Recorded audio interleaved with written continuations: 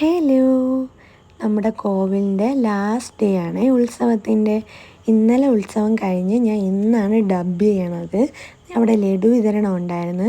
കുറച്ച് പൂ വെച്ചിരിക്കുന്നുണ്ടോ, അത് പുഷ്പാഭിഷേകത്തിനാണ്. ഉത്സവത്തിനെ പറ്റി എനിക്കറിയാവുന്ന കുറച്ച് കാര്യം ഞാൻ പറഞ്ഞുതരാവേ. 10 ദിവസത്തെ ഉത്സവമാണ്. 8 ദിവസം വരെയും കോവിലിൽ പരിപാടികളുണ്ട്.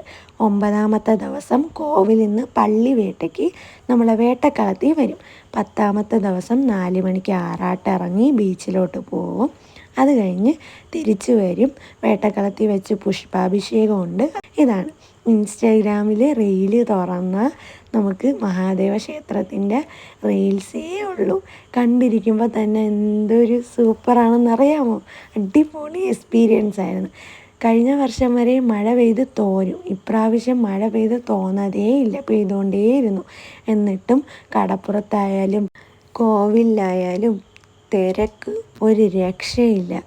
പിന്നെ ഡാൻസിന് ഡാൻസ്, പാട്ടിന് പാട്ട്, ചെണ്ടകൊട്ട് എല്ലാം ഉണ്ടായിരുന്നു. അടിച്ച് തിമിർത്ത് വാരിയ ഉത്സവമായിരുന്നു ഇപ്രാവശ്യത്തെ. പിന്നെ ഞാൻ ഇതുവരെ കൈകൊട്ടിക്കളിയൊന്നും കണ്ടിട്ടുണ്ടായിരുന്നില്ല കേട്ടോ. അത് കാണാനുള്ള ഒരു അവസരം കിട്ടി. കുട്ടിപ്പട്ടാളംസ് അടിപൊളിയായിട്ട് കളിക്കുകയും ചെയ്ത്.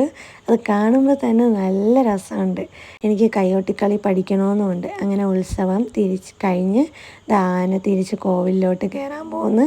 അവിടെ ഡാൻസും പാട്ടുമൊക്കെ കഴിഞ്ഞ് ഞാൻ മഴയത്ത് തുള്ളിച്ചാടി കളിച്ച് ഞാൻ തിരിച്ച് വീട്ടിലോട്ടെത്തി. അപ്പം ഈ വർഷത്തെ ഉത്സവം കഴിഞ്ഞിരിക്കുകയാണ്. Bye bye.